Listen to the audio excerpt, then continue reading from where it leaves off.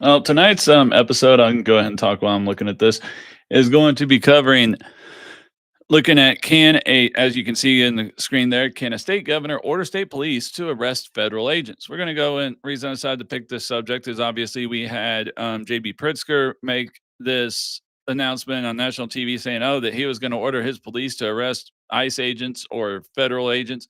And then also Nancy Pelosi said, and another person mentioned that about California. So I was wanting to kind of cover that subject because I've heard some people sit there and say, "Oh, yes, they can. They can do whatever they want." Well, no, they can't. They're pretty much the answer to can federal agents arrest. Pretty much the answer to can federal agents arrest.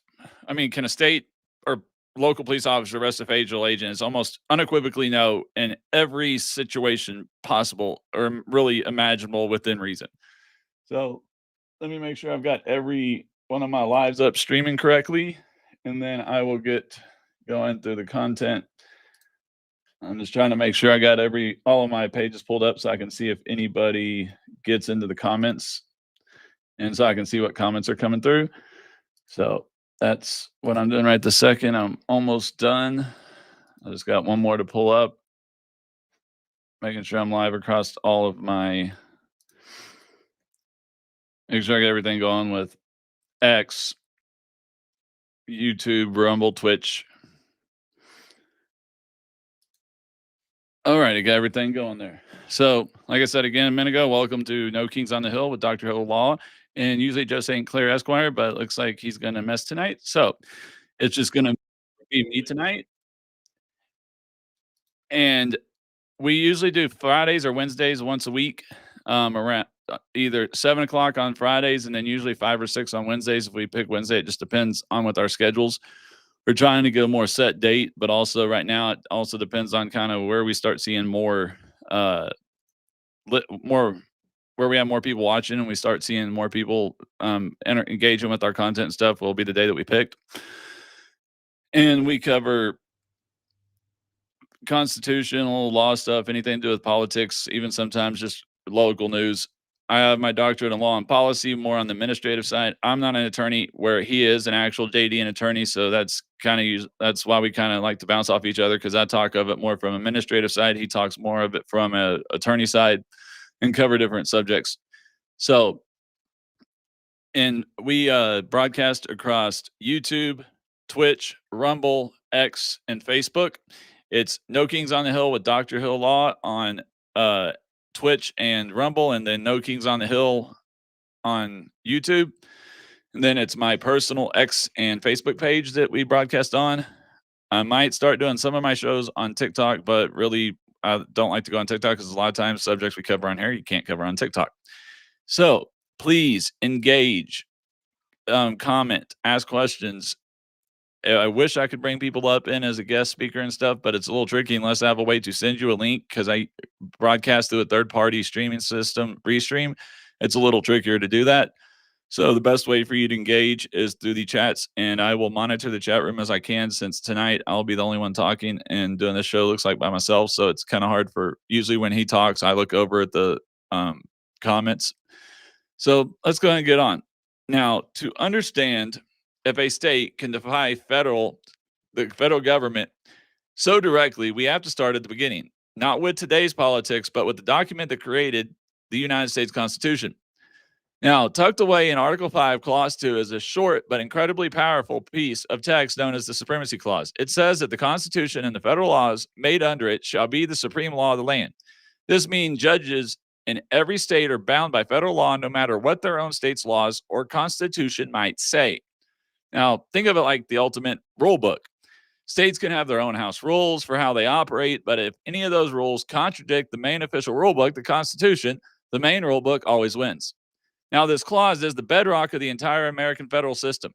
Without it, the United States wouldn't be a single unified nation so much as a loose league of 50 little countries, each free to ignore the central government whenever it felt like. Now, go back to that's why we have the Constitution. We are no longer under Articles of Confederation because under the Articles of Confederation, we were pretty much that. We were a bunch of loose countries that could ignore the central power if they wanted to. So now, why did the framers feel this was so important? because they had lived through the alternative, the Articles of Confederation. Like I just said, under the Articles, the central government was incredibly weak. It could pass laws, but it had no real power to enforce them. States constantly ignored federal demands, printed their own money, and basically acted like they were in charge. They were their own country. Now, the country was a fractured mess. The framers saw this firsthand and knew that for the government to work, it needed real authority. The Supremacy Clause was their solution. It was designed to prevent the very chaos our opening scenario describes by making it clear that federal law, as long as it's constitutional, has priority over all. There's no other law that comes above that. Now, if the Supremacy Clause is on one side of the constitutional coin, now we also have the 10th Amendment is on the other. Ratified as part of the Bill of Rights, it's descriptively simple. The powers not delegated to the United States by the Constitution, nor prohibited by it to the states, are reserved to the states respectfully or to the people. Basically, if the Constitution does not give a power to the feds or take it away from the states, it belongs to the states. So now this is where states get their police powers, the authority to regulate for the health, safety, and welfare of its citizens. It's why states handle most criminal laws, run schools, and issue driver's license. The authority of the state and local police in our standoff scenario flows from this reservoir of reserved power. Now, the 10th Amendment was a promise to those who feared the new federal government would become a bully. It creates the fundamental dynamic of American government, a constant push and pull. The Supremacy Clause pulls power toward the federal center, while the 10th Amendment pushes it back out to the states. Our entire history can be seen as one long argument over where that balance point should be. And that's where Trump's kind of pushing the balance down, is back where really very few presidents have really pushed the Supremacy Clause that much and have allowed the 10th Amendment, states' rights, to push more. President Trump has pushed a little more on the Supremacy Clause. Now, another thing about that is if you look back at, like, technically under the Supremacy Clause, if Trump wanted to, or any past president all the way back to Bush, could go into California, Washington, Colorado, and wipe out every grow operation and arrest every person on federal charges that is operating those grow operations, because it is still a class 3 narcotic, according to the federal government. While the states have made it legal, the federal government has not. Now, let's get back to what I was talking about and the balance of the points and that argument. Now, the argument almost started immediately between the Supremacy Clause and the 10th Amendment. In the late 1790s, Congress passed the Alien and Seditions Act, which basically criminalized criticizing the government. Thomas Jefferson and James Madison saw this as a massive federal overreach. In response, they secretly drafted the Virginia and Kentucky resolutions. These argued that the states had the right to judge federal laws and, more importantly, to nullify or invalidate any law they felt that was unconstitutional. This was the birth of the doctrine of nullification, a radical idea that flew directly in the face of the Supremacy Clause. It was the first major expression of states' rights theory, the belief that states can place themselves between the federal government and their own people. Now, a true believer in nullification would say, yes, the governor can order the arrest of federal agents if those agents are enforcing a law the state has declared unconstitutional. This wasn't just an academic debate. Within a few decades, this explosive idea would bring the nation to the edge of civil war. Now, the debate over federal power versus states' rights exploded into a national crisis in the 1830s. The nullification crisis was the first time a state formally tried to cancel a federal law, providing a dramatic real-world test of our central question. It all started with money. In 1828, Congress had passed a high tariff on imported goods to protect northern factories. Sound familiar from today? But for the agriculture South, which imported lots of goods, the tariff was a disaster. It drove up prices and led to other countries hitting their cotton exports with retaliatory tariffs. Southerners were so angry they called it the Tariff of Abominations. The loudest opposition came from South Carolina, led by its most famous politician, John C. Calhoun, who was also the vice president. Calhoun argued the tariff was unconstitutional because it favored one part of the country over another and laid out a formal process for nullification. In 1832, after a new tariff didn't lower the rates enough, South Carolina went for it. The state held a convention and passed an ordinance of nullification declaring the federal tariffs null and void. Now, it forbade the collection of tariffs and threatened that any use of force by the federal government would mean immediate secession from the Union. The state even mobilized troops. Now, the president at the time was Andrew Jackson, a man who famously did not back down from a fight. Though he was a Southerner, he saw nullification as treason. At a dinner, he made a toast while staring right at Calhoun, our federal union. It must be preserved. In a proclamation, Jackson called South Carolina's actions an impracticable absurdity and destructive of the great object for which the Union was formed. He told Congress to pass a force bill authorizing him to use the military to collect the tariffs. I mean, does this not sound like history repeating itself to you? What's going on between the two? And here in a minute, once I get to this story, you'll figure out which side won. And I can promise you it wasn't the South. So in today's world, it wouldn't be the Democrats. So he told Congress to pass the force bill. Now, for a few tense weeks, the nation held its breath. A civil war seemed imminent, but at the last minute, a compromise was found. Senator Henry Clay, the great compromiser, worked with Calhoun to pass a new bill that would slowly lower the tariff over 10 years. At the same time, Congress passed Jackson's force bill, sending a clear message about federal power. South Carolina repealed its nullification ordinance, but in one last symbolic act of defiance, they voted to nullify the force bill. The nullification crisis was a turning point. Bloodshed was avoided, but the fundamental question was answered in favor of the federal government. When a state tried to actively obstruct federal law, the federal government, with the backing of both the president and Congress, asserted its supremacy and its willingness to use military force to back it up. It showed that a state couldn't just pick and choose which federal laws to obey. So this thing that, President Trump doesn't have the right to use the National Guard to enforce immigration and federal laws. Yes, they do, because these states are denying it's the same. So there is precedence for what President Trump is doing. This is not the first time it's been done. Even here in this story, it happened back in history. President Trump is literally following the history of prior presidents. So to argue that he doesn't know what he's doing and that he can't do it is just absurd, because literally he's not the first president to threaten to do it or do it. So now, after the nullification crisis, the fight over state versus federal power mostly moved from battlefields to courtrooms. A governor threatening to arrest federal agents is a dramatic image, but the real fight would almost certainly be decided by judges, the weapon the federal government would use in a doctrine called federal preemption. Now, preemption doctrine is basically the supremacy clause in action. It means that when a federal law and a state law conflict, the federal law wins by displacing or preempting the state law. This happens in a few ways. Sometimes a federal law will just say it out loud. More often, it's implied. With field preemption, the federal government regulates an area so completely that there's just no room left for the states to make their own rules. Immigration is a perfect example of this. The feds have created such a massive system of laws and agencies that states can't create their own competing immigration policies. I mean, there was a point here during the Biden administration that the state of Texas was trying to make something to help close the border. And the Supreme Court ruled it was unconstitutional because only the federal government can make immigration policies, not states. But the most relevant type for our scenario is conflict preemption. This happens when it's either impossible to obey both federal law and state law, or when the state law stands as an obstacle to the goals of Congress. A governor's order to arrest ICE agents for enforcing federal immigration law is a textbook example. Hold on a second. I'm going to stop and get back to the show. I've got to unplug my on-air sign and plug my fan back in because it's getting too hot under these lights. I got to get me another power bar in this room.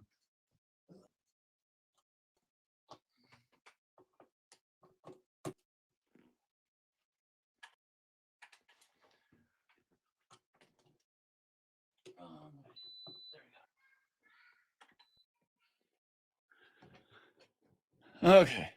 There we go. Now I got some air blowing on me. It's getting a little hot in here. These lights I have so the camera looks good are a little too hot. So let's get back to where I was. So, like I said, the obstacle to the goals of Congress. So a governor's order to arrest ICE agents for enforcing federal immigration law is a textbook example. The state order is a direct obstacle to federal law, creating a conflict that under the supremacy clause, the federal law has to win. Any arrest made under such an order would be immediately challenged and almost certainly blocked by a federal court. This idea of federal dominance goes way back to one of the most important Supreme Court cases ever in McCulloch v. Maryland in 1819. The state of Maryland tried to kill a federally chartered bank by slapping a huge tax on it. The bank's cashier, James McCulloch, refused to pay. Chief Justice John Marshall, in a landmark decision, said two things. First, Congress had the implied power to create the bank to help carry out its duties. Second, and more importantly for us, he said Maryland could not tax the bank. Marshall famously wrote that the power to tax involves the power to destroy. He reasoned that if states could tax federal institutions, they could tax them out of existence, giving states a veto over the federal government. This would turn the whole system upside down. Marshall concluded that states have no power to retard, impede, burden, or in any manner control the operations of constitutional federal laws. Now, retard in legal terms does not mean what people have used it today. In this instance, retard means to stop or slow down or impede. So, that principle from McCullough is key. If a state can't even tax a federal entity, it definitely can't take the much more extreme step of arresting its officers for doing their jobs. This legal shield is often called supremacy class immunity. But is that shield unbreakable? So far, the evidence seems overwhelmingly stacked against the governor. The supremacy clause, the nullification crisis, and legal preemption all say federal law is supreme. But the answer isn't an absolute no. There is a crucial exception, a gray area where the federal immunity can disappear. It all comes down to two questions. Was the federal agent acting lawfully, and were they acting within the scope of their duties? That's the key question. And that's not even as gray and white there, because when you go to the question of were they acting lawfully, but if they were acting within the scope of their duties, who defines the scope of their duties? The state can't define the scope of their duties. The federal government defines the scope of their duties because they're a federal officer. So there's another area in that. So now supremacy class immunity is not a get out of jail free card. It only protects federal officers when they are reasonably carrying out their lawful official duties, means ICE raids, all that. So let's use an example. An ICE agent has a valid warrant to detain someone for deportation. The governor, disagreeing with the policy, orders local police to arrest the agent for unlawful imprisonment under state law. In this case, the agent is acting squarely within the scope of their duties. The governor's order is an attempt to nullify federal law, and it's unconstitutional. The agent's immunity would hold up. But now imagine an off-duty FBI agent gets into a bar fight. Can they be arrested by local cops? Of course. Their job gives them zero protection from their personal conduct. Now, obviously, usually there's an unwritten rule where if a cop gets in a bar fight or gets in trouble, they're not going to book them or arrest them. They're usually going to take them down to the station if they're just belligerent and drunk or whatever, and then they're usually going to call their commanding officer or their managing officer, whatever you want to call it, and let them deal with it. But obviously, some of them, there are certain cops areas that just hate that, and yes, they will arrest them and they'll actually book them and ruin their career. But it all just depends on where they're at. It's kind of one of those unwritten rules, but it started to change away from that. Now, the real mess is in the gray area in between. What if an on-duty federal agent uses excessive force while making a lawful arrest, committing a crime like assault under state law? This is where the legal fight gets intense. The agent will claim they were acting within the scope of their duty, while the state will argue they exceeded it by committing a separate crime. Now, this gets into the part where why J.B. Pritzker said what he said when it comes to Illinois is they had and the Chicago mayors, they made a law to where I guess immigration or law enforcement cannot use any type of tear gas or any type of what I'm trying to think of, protest repellent or riot repellents, whether that's tear gas or rubber bullets or whatever, without giving two notices. And of course, the protester said, oh, they never gave us any notice. But of course, the protesters are going to say that because they think ICE is the problem. So they're going to say that because unfortunately, that's what J.B. Pritzker and other Democrats have tried to make them up to be the bad guy when they're not. They're just doing the job that they're ordered to do. So now here's where it gets into a funny thing. Is a state prosecutor could bring charges. States have prosecuted federal officials before, but the moment that happens, a special law, 28 U.S. Code 1442, allows the federal officer to remove the case from state court to a federal court.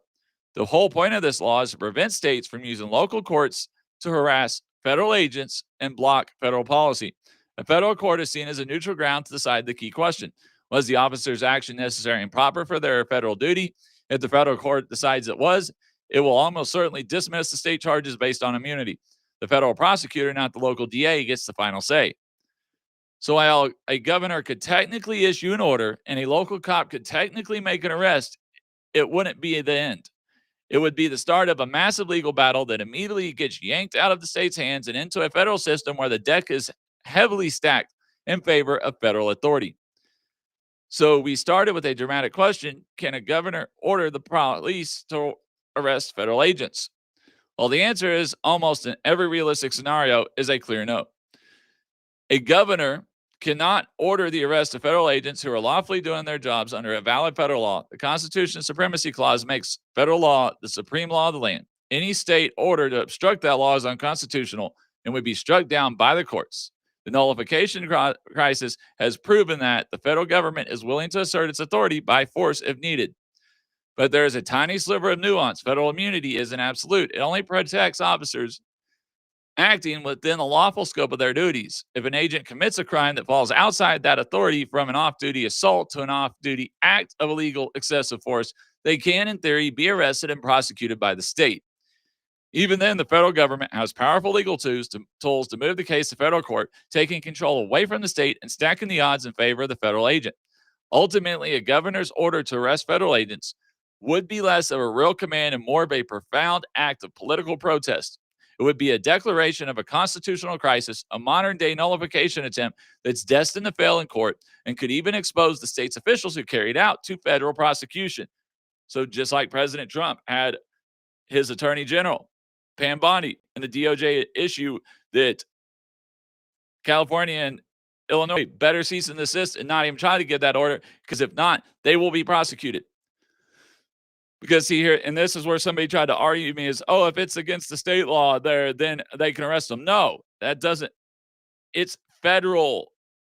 It's what the federal authority considers excessive force, or what the federal authority considers within the scope of their duty, not the state. Just because one state has different laws or different rules for their police than another state, that doesn't matter. And the reason that's made up is because federal authorities, they can't know what the rules and regulations are in every state that they work in, because they may move from state to state to state to state. Now, they may be stationed in one state for years and know that state, but they could get shipped to another state and have to work because their jurisdiction is nationwide. I mean, actually, the FBI's jurisdiction does go international when we're working with international partners involving American citizens. I mean, they have travel teams that go worldwide with the FBI. So you can't expect them to know every individual state.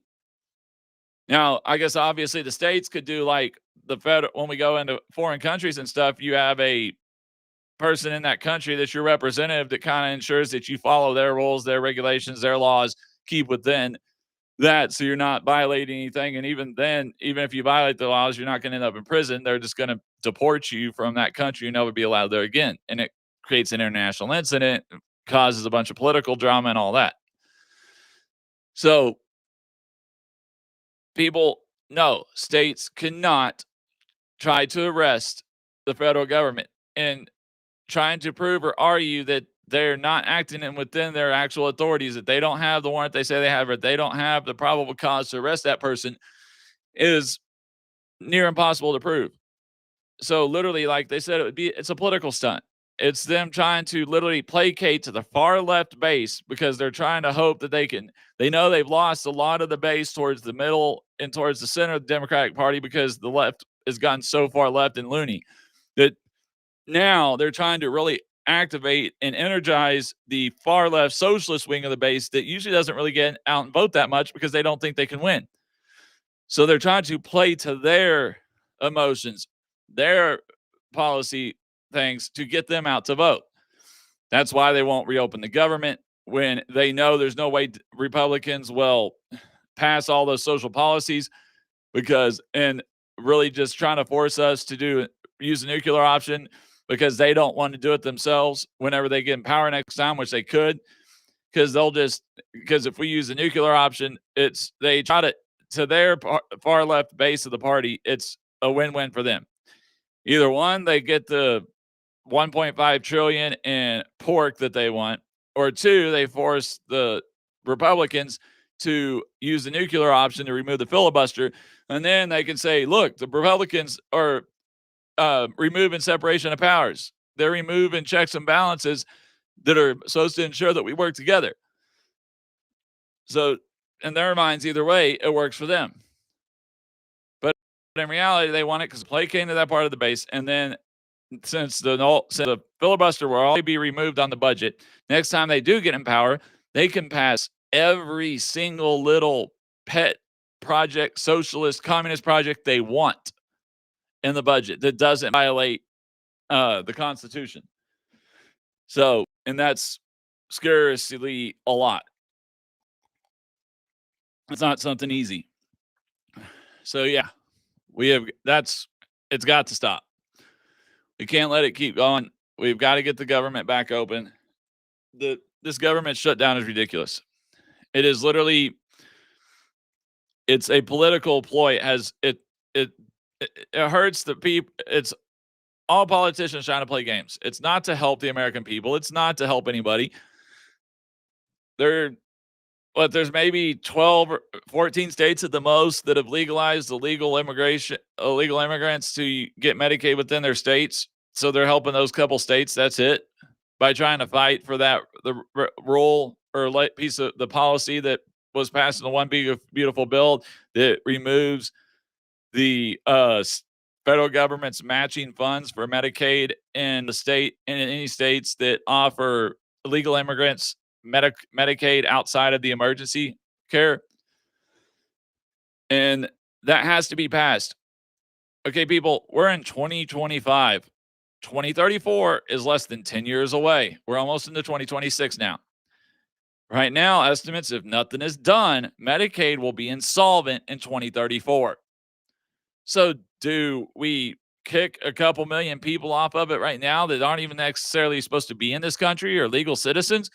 And maybe it gives us another 5-10 years before it gives us a little more time for hopefully politicians to get their heads out of the sand and to admit on both sides, admit to their base that, hey, look, I know this is going to be painful. I know this isn't going to be fun. It might hurt some people, but we have to do something to save this program. If we leave it the way it is right now, it's going to collapse.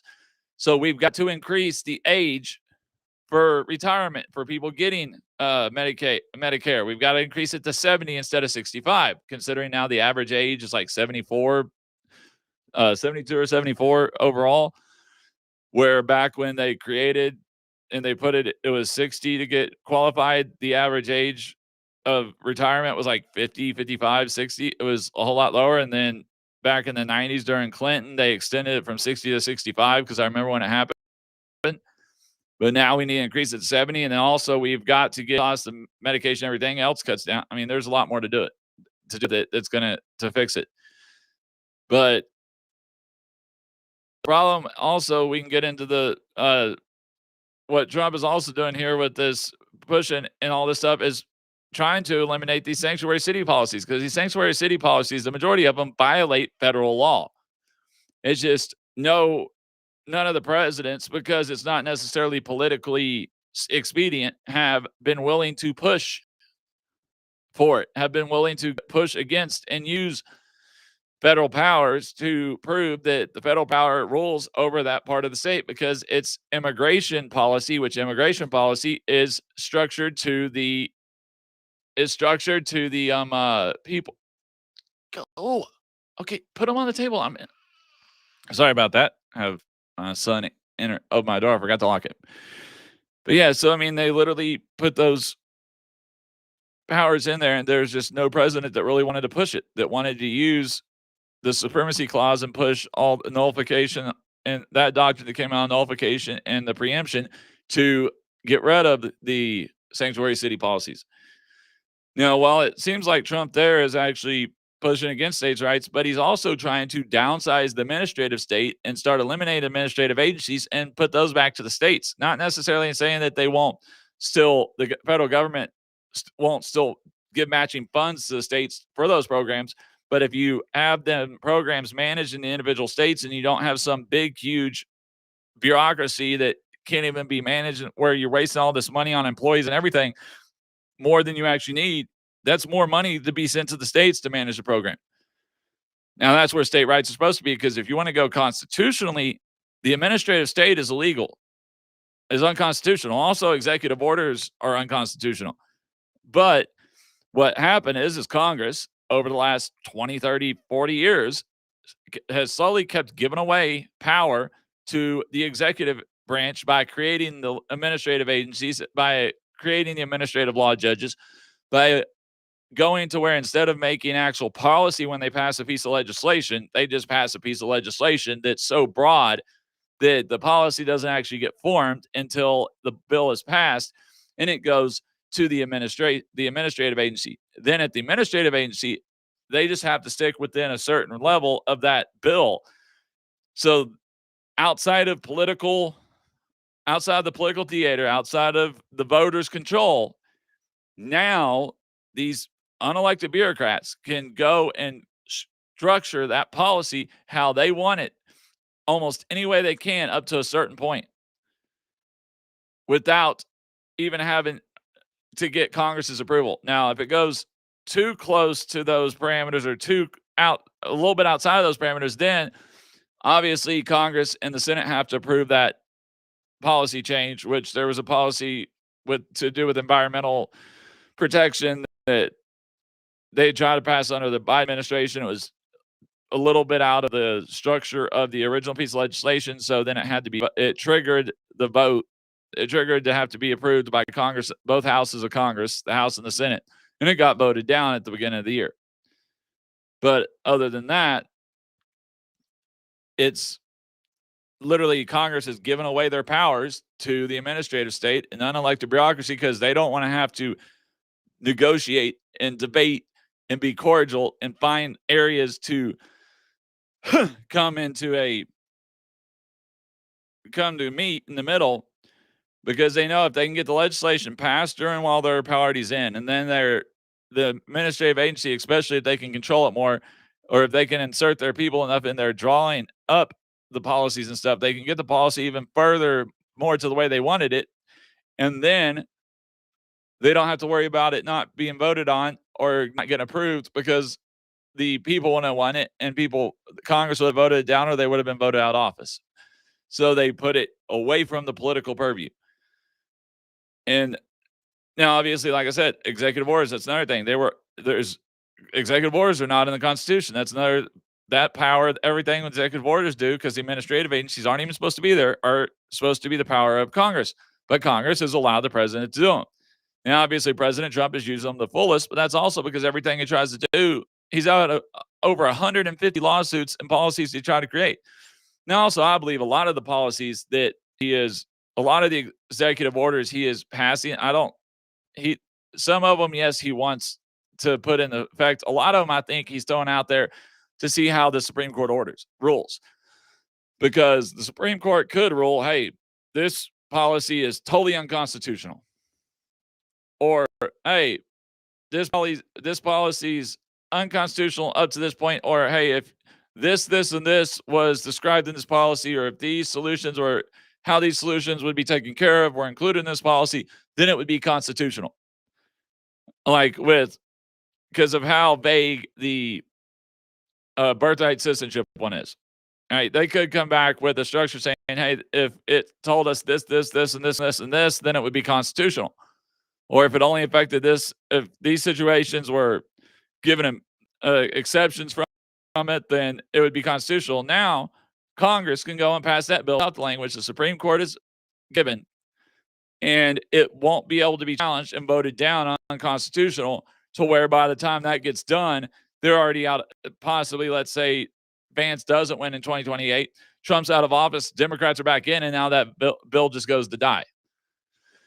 Because obviously it won't get repassed under a Democratic control, and it won't get signed by a Democrat governor, and then it wouldn't go into effect because the administrative agency that's in control of drawing up the policy for that legislation for birthright citizenship wouldn't be there.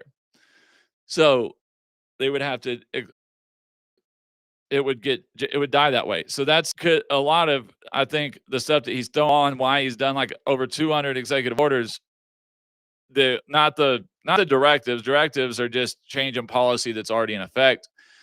Majority of the directives can't really be challenged because there's nothing there. It's just changing the direction and that the policy had been drawn by the agency previously.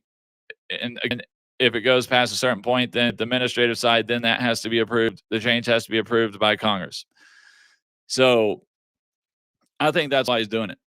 And so so Congress can get to work once we get this budget and stuff done, and they can actually get back to work. And the funny thing is I'm gonna cover the budget real quick because since I didn't have my co-host here tonight, so I didn't have anybody to bounce off and cover other parts or debate the legal analysis on the constitutional analysis on the Supreme Court case and all that. I'm going to cover a little bit more of other subject because I still want to try to close to an hour here. It's funny how Democrats are claiming that, oh, all this budget and stuff, but yet literally Schumer wants a backroom deal. He wants them to meet in private with just the leaders from the Senate and Congress to pass a bill where it's not seen, and then everybody's told to vote on it. That's literally what we're trying to eliminate because that's not constitutionally how it's done. Well, the continuing resolution is it's being used now, which is to literally try to extend it for a month and a half, so the appropriations process can be completed, but no changes are being made. That's what constitutionally the continuing resolution process was for. All right. The actual, but using it for full budgets or even adding budgetary amounts and taking budgetary amounts in and out of it and increasing budgetary amounts is not what it was constitutionally meant to be for. That's what the appropriations process was meant for. And that's what Speaker Johnson is trying to do, is trying to take and manage Congress back to the way it's supposed to be done, to the appropriations process. So all this stuff that Schumer is saying, oh, they're claiming, oh, past this, then, oh, the ACA credits are included. Of course they're not, because that's not for 2026. The appropriations process is for 2026. The appropriations process is where y'all can negotiate the ACA tax credits. Now, obviously, they don't want to negotiate them because the fact is right now, thanks to the extensions that were given during COVID, is a family who makes $500,000 a year can still get ACA tax credits. That shouldn't be happening. Taxpayers shouldn't be paying for somebody making $500,000 a year to get tax credits on their health care. It needs to be limited. There needs to be limits on that amount of what people make. It needs to be cut down. There needs to be other areas that are limited out so there's not so much waste or fraud with it. It's not saying that Republicans don't want to cut the credit out, but the funny thing is these aren't actual credits. These are extension credits. These are COVID era credits. They're actually on top of the credits that originally were passed with the original ACA. And so if the ACA was working like it's supposed to, then why are all the states' premiums going up so high? Now, obviously they said, okay, we've made it to where insurances can't charge higher premiums for elderly or the sicker people and all that. And they can't charge it based off age. So you know what they've done? Now they look at their risk ratings by the individual states and they go to the state and request for increases based off that and show why they need the increase. So some states see a 30, 60% increase at a time. Some states see 5 or 10, depending on the age of the population, health of the population, so on and so forth. So while they can't necessarily narrow it down to age and health, they're doing it by state. So if the system was working so good, why is everything being charged so much? Why are we seeing so many changes? Why are we not seeing something that's even? I mean, really, why are we not seeing an even kill? Because ACA is failing. That's why it's so expensive. All right, so this threat by Pritzker in California is literally just political grandstanding. And it's time that people be reminded that the federal law is supreme. Now, obviously, you have states' rights, but like I said at the beginning, any laws that are not prescribed to the federal government or the states are then left to the states. But immigration and tariffs are literally the main things that are prescribed to the federal government, while including protection of overseas and here through the National Guard or militias that they used to call. Now we call them National Guard and the military, the regular military. And to say that, oh, and thank goodness, even a Ninth Circuit Court ruled that President Trump could send the National Guard into Oregon and into Chicago because until the Supreme Court makes their ruling. Because of the fact that he's not sending them into the city, he's sending them to protect federal facilities.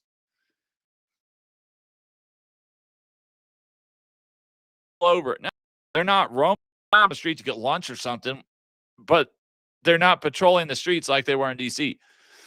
Not to say it wouldn't help. I mean, go look at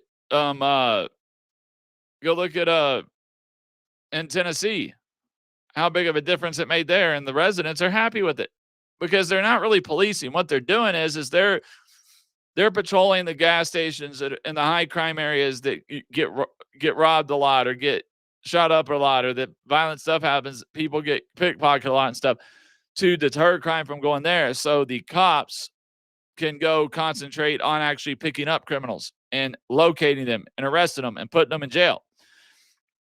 Another thing we need to do is get rid of this cashless bail stuff. I mean, I understood the concept of it, and I'll admit that when they were first talking about it, I kind of agreed with it.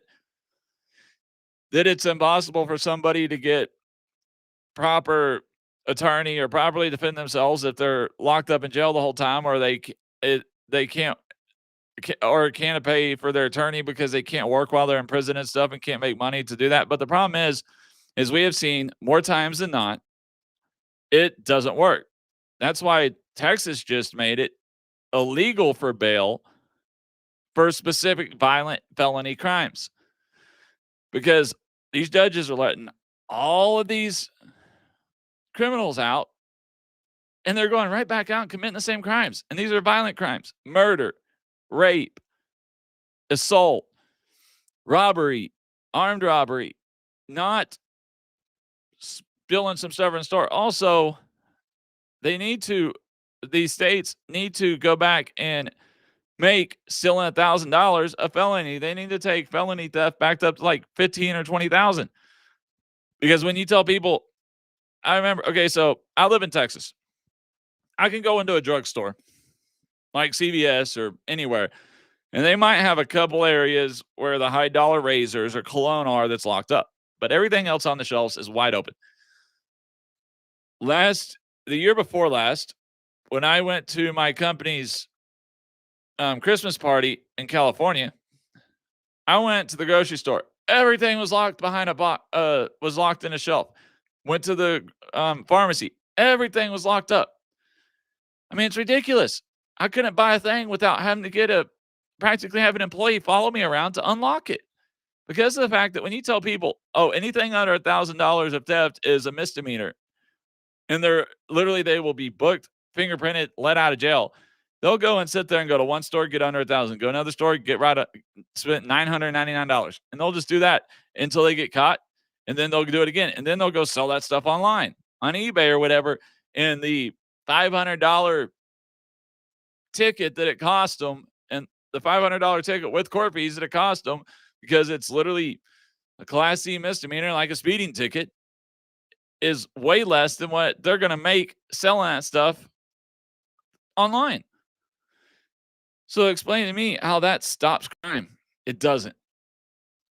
So if California, Oregon, Washington, if all these Democratic cities, if you don't want Trump to try to send National Guard there to help make the place safer for your citizens, when the majority of your citizens that aren't criminals do want the people there. The majority of the people that are out there protesting, saying they don't want them there, are paid protesters. I mean, that was kind of obvious at No Kings rally when literally, you looked by like noon or 1, everybody was gone. The they left on buses and were gone. I mean, it was busy for a while, then done because I guess that's how long they were paid for, or how long the buses were rented for. But when you actually go through and ask people that live in these areas, the lower income areas that are seeing this crime, seeing it, they welcome the National Guard coming there to clean up. They're You can go to Memphis, Tennessee, and they'll tell you how much better it's been since that happened. Same thing with DC. So if these governors don't want President Trump to make them look bad and make their policies look bad, then get your congressional members to propose a national crime reform bill that is bipartisan and fix the crime issues, really fix the issues with crime in your inner cities. I mean, I understand the point of wanting to rehabilitate people or give them more of a chance to not have their life ruined by one stupid act. But when you've done it more than once, I mean, come on. I can understand giving somebody making it a misdemeanor on the first offense of any of certain crimes, like petty theft, even maybe high dollar theft, as long as you're not involved, as long as somebody's not injured, as long as you don't have murder, attempted murder, rape, assault, something like that, don't or you don't have anybody that was injured. It didn't cause any injury. It could have caused any injury. It was just theft, not armed robbery, maybe even armed robbery if nobody was injured. First time, yeah, you get the catch the spell, you get your one chance, you get did some misdemeanor stuff. But if you create another crime, it automatically goes to a class A felony. Because one time is a mistake, two times is a pattern. Do it once, give them a chance. They do it, they reoffend, then it doesn't matter what you help them out with, what type of benefits you get them, they're going to reoffend and reoffend and reoffend and reoffend. The recidivism rate has nothing to do with the fact that necessarily they can't get a job because they're coming out of prison. It has to do with the fact that they like the adrenaline rush. They like the fast money. Or it has to do with the fact that while they like prison because it's 3 hots in a cot. It's meal, it's structure. They don't have to worry about paying bills. They don't have to worry about food. They don't have to worry about putting a roof over the head.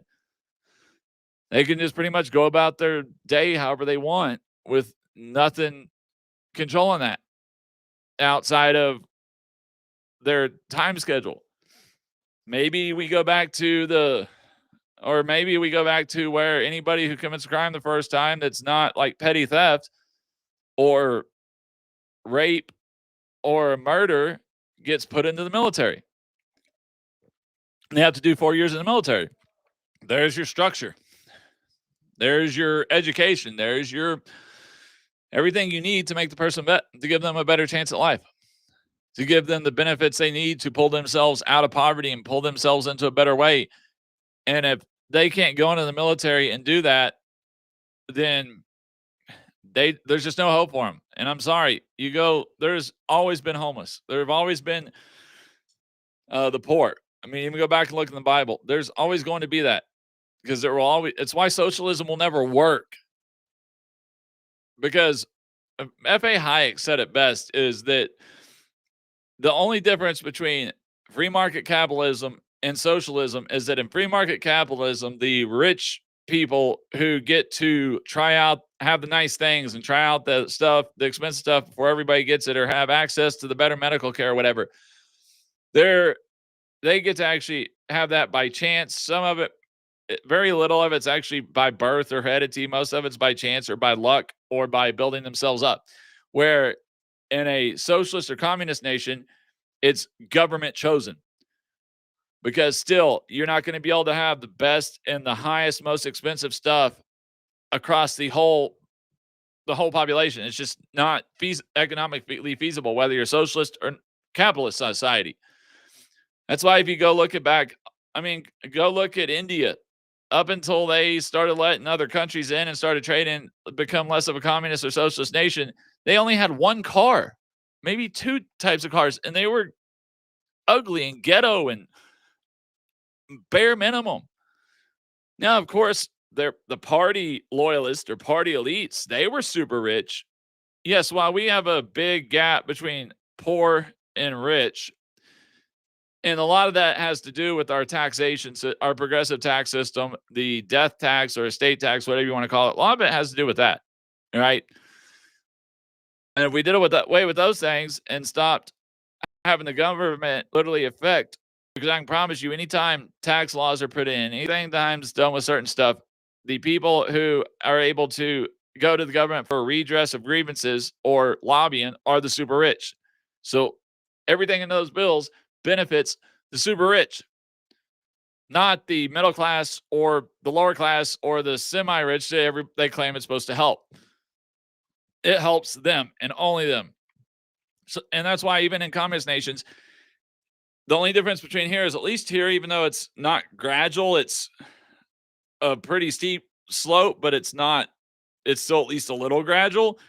In a communist or socialist nation, it's this. It's straight up and down. Super rich here, poor here. Ruling class, the sheep. The wolf, the sheep.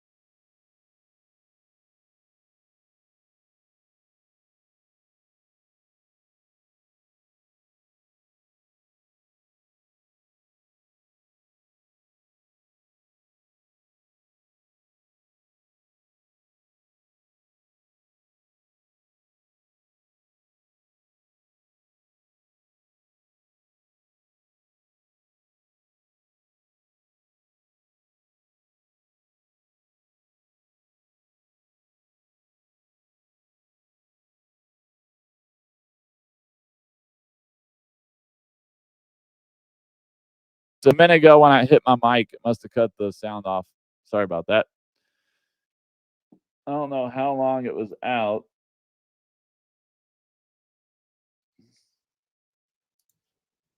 Yeah, I don't know how long the noise was out. My sound was out.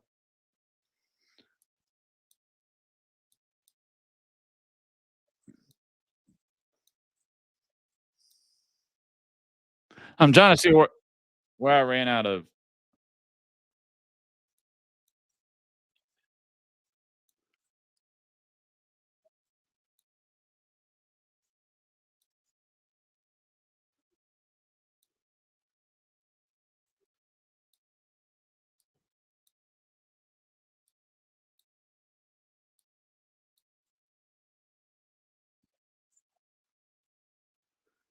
Okay, I was trying to figure out what I was going to go back and talk about because I bumped my mic earlier. I must have knocked the plague out. Luckily, it's not too much time. Out a minute and 3 seconds right now, and it went out at what time was that? 10 minutes ago, I think is what it was about. Yeah, it was about 10 minutes ago that my sound went out. So what I was talking about a minute ago was I was covering the how they sitting there called Trump an authoritarian and how just social. First, I was talking about how socialism just doesn't work. It doesn't because with socialism you have super rich and super poor. There is no middle class. It just can't be. F.A. Hayek said it best that if the only difference between a socialist and a capitalist society is in a capitalist society, the people who get to have the really nice and the best medical care and the really nice things to get to try out technology first are there because of luck and some luck, some maybe because of how they were born or whatever, but there's a chance for everybody to be at that point.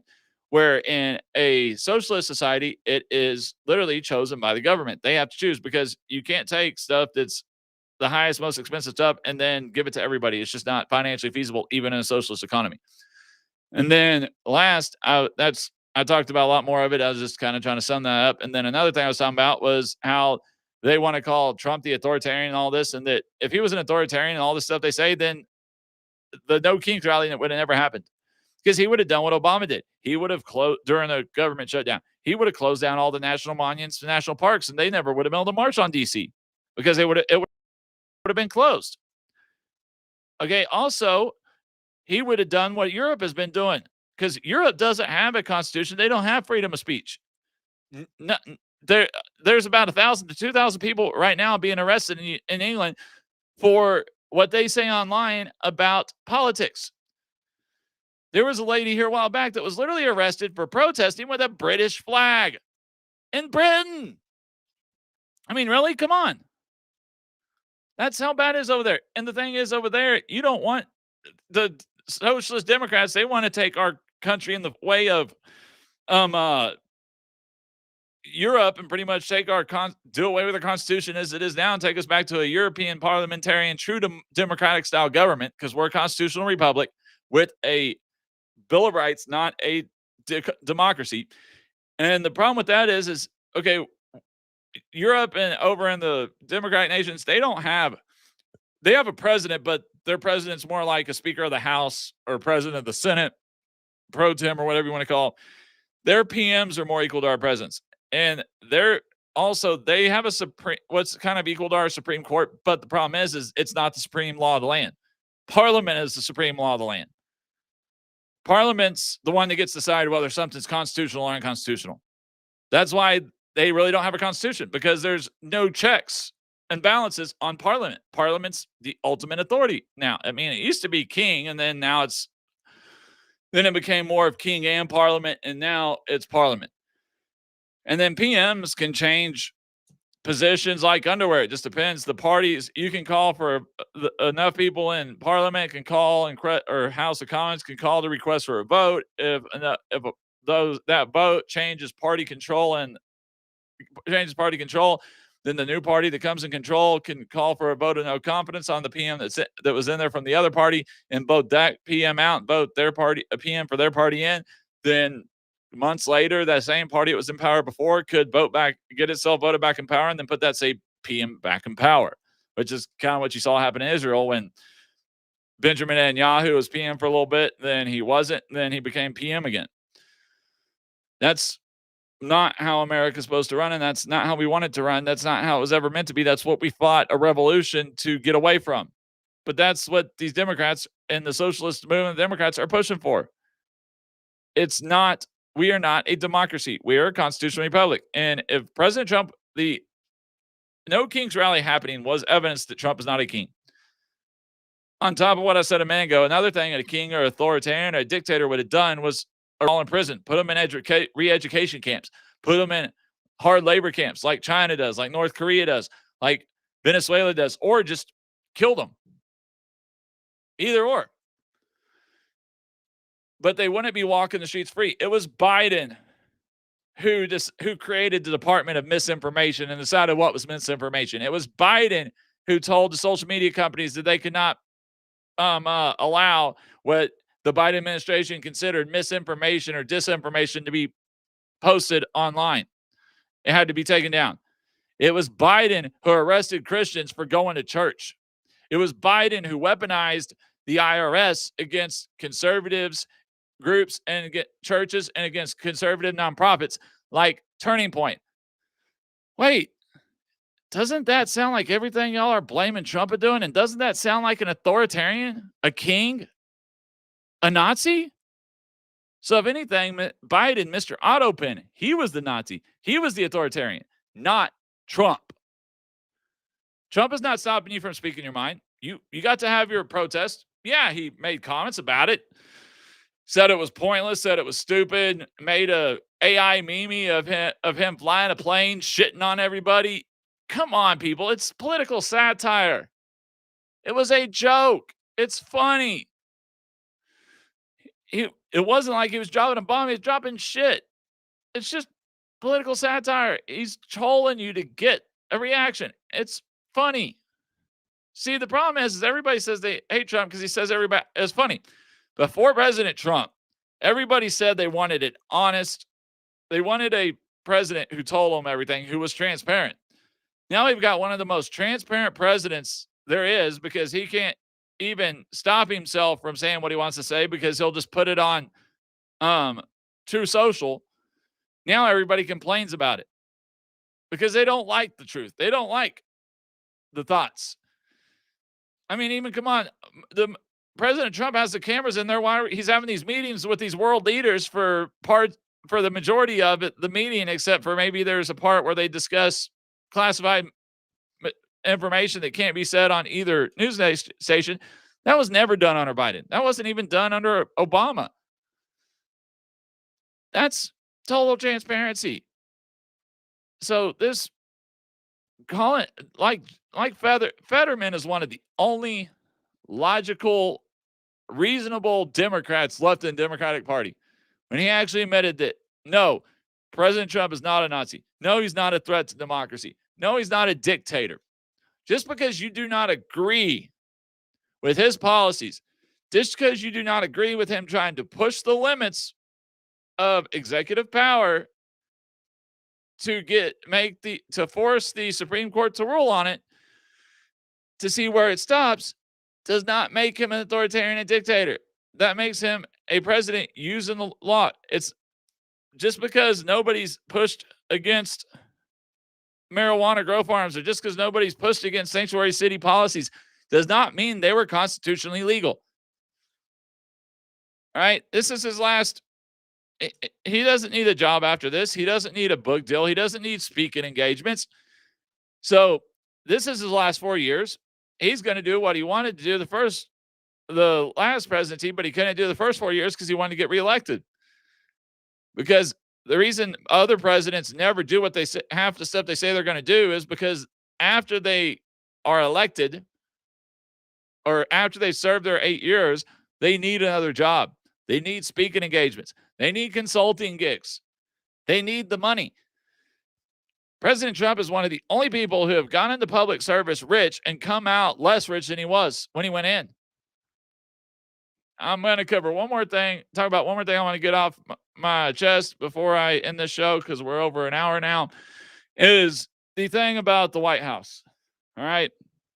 This is ridiculous. President Trump is not the first president to remodel the White House, tear something down and do it. And the East Wing, it's historic, but it's not. Okay, the residence, the center part, that is historic. That's been around since the 1800s. Well, 1700s, rebuilt in the, or late 17, early 1800s, rebuilt in the mid to late 1800s after the fire. But that's what's been here forever. All right. Now, he had a choice. And this is where development comes in. All right. I work in real estate development. And here's why he tore down the whole building. Is probably once they started tearing off the portico and they started tearing down the actual outside walls, like all the inside walls, the stucco and everything, and started being able to get a look at the foundation and getting a look at the joists and getting a look at the framing, is they probably noticed that it was shitty quality done built, and that there was a whole lot more that was going to have to be done in order for it to an extension of 6 or 7,000 square feet or whatever it was onto that building and adding it. So instead of spending 1.2, 1.5 billion, because remodels, when you have to get a civil engineer and an architect to work with an existing building to expand it and get that building up to code plus build the current building, it becomes really, really expensive. Sometimes to the point where it is cheaper just to destroy start from the beginning. So what people aren't seeing is like, oh, it's $50 million more than what he originally estimated. One, taxpayers aren't paying for it. He's paying for it through private donations. He's donating money to the White House Fund for Restoration, White House Restoration Fund, or whatever it is, something similar to that, just making up a name, but they've got some type of fund like that. And his friends are donating to it. Probably the architect, the construction company, and the civil engineer that's working on it. Because I can promise you, being able to construct or build on something as historic and prominent as the White House, every architect would give their left arm for that. Every civil engineer would give a body part or their life for that. Same thing with a real estate developer, because that is literally the ultimate feather in your cap. That is the ultimate thing you can build. You do that, you will have call if you can manage and it comes out immaculate and everything. You know the amount of people, foreign leaders, states, in the United States, governments will be calling President Trump's company to do construction or development on their projects once he's out of office, because he's now got that as part of his portfolio. That's worth the 50 million or however much of the 300 million he's putting out of his own pocket in it. Worth it. Makes it all worth it. Plus, you get to literally say that, hey, I got this built. I built this. Now, obviously, he didn't physically build it. He obviously kept the design really in line, kept it in line to where it's still going to look like the White House originally did. Now, obviously, he worked with the architect, because I do too. I work with architect and civil. Say, hey, can we use these colors? Can we change this type of equipment, that type of siding, this type of siding, stuff like that, this type of material, that type of material, this type of carpet, this color card. You get to work with the designs and all that. Hey, let's make this bigger, that smaller. But obviously they draw it. They do the final touches on it. You say, hey, I want this change, or hey, I'm picturing something like this, and they come back to you with you. So yes, you don't physically design it, but you still have a lot of say in what happens. All right. Then obviously the construction company builds it. But to be able to say that you did that is crazy. And to say that we don't need a ballroom for foreign countries and foreign dignitaries versus every time they come over for a ball, we're doing it in a tent. And that's ridiculous. We are the greatest nation on the world. We are the richest nation on the world. And when we have foreign dignitaries, when we host foreign,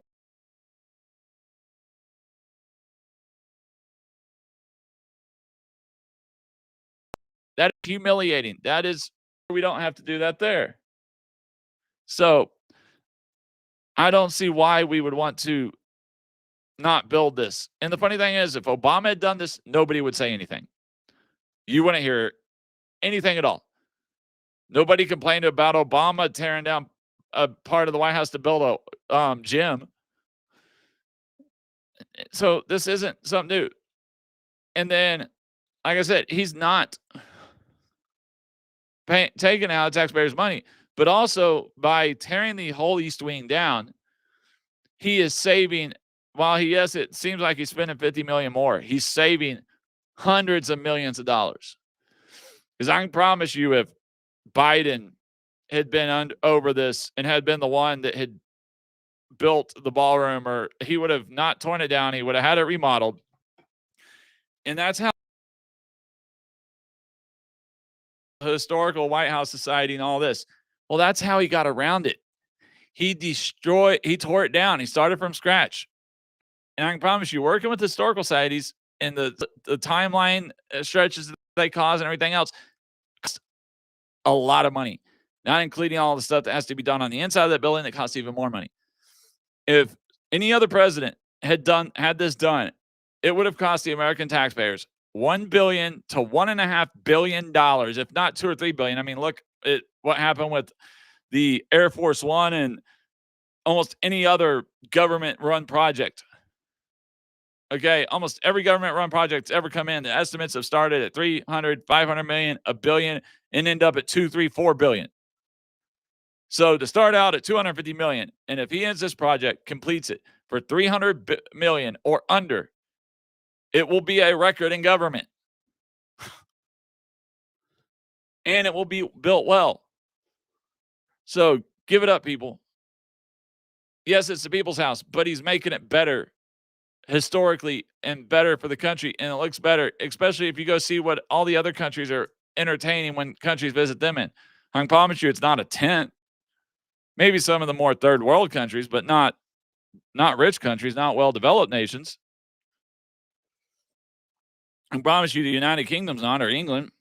I can promise you Saudi Arabia is not. I can promise you the UAE is not. Qatar is not. They're doing large stuff. So, all right. Well, I've been on here for almost an hour and a half. Don't really have many people getting very active with the with my comments. I got the one comment saying that the sound was off. Haven't had anybody else ask questions or comment. So I want to thank everybody that's still listening and that has listened. It looks right now I got 3 on Rumble and 1 on my Twitch. So I'd like to thank you for watching. I should be back Wednesday around 5 or 6, or next Friday at 7. Please just watch. I do schedule it on my restream, which then shows it on my Facebook and my YouTube. So if you're following me on Twitch or Rumble, also please look for my YouTube, and you'll be able to actually get a notification when I schedule the next one, so you know when it is. Please, if y'all can help engage, share, like, follow, so we can help me grow, get this show going more. Hopefully next time I will have my co-host back, which will give us a little bit more. It'll be not just me talking the whole time. We'll have more people and more stuff, but I'd really like to get it to where we start have people commenting, asking questions, possibly even bringing a guest up, so it can really be more of an interactive show versus just me talking to the camera. So I would like to thank y'all for listening. Again, please like, follow, share, hit that subscribe button or follow button, either one. Also, if you're on Facebook, please hit that gift. You can do the gifts on Facebook. If you're on X, please like, follow, share, comment, whatever you can do. And then also on YouTube, hit that subscribe button. It is free. It's just same as following everything else. Same thing on Rumble and Twitch. So hope y'all had enjoyed the show. Also, please check out my website that you see going across the bottom there at www.nokingsonthehill.com. That is nokingsonthehill.com. There you can catch all of our my previous episodes, and also some of the videos or shorts I've posted during the week. And I will hope to have y'all watching the next show next week. Y'all have a good weekend and enjoy time with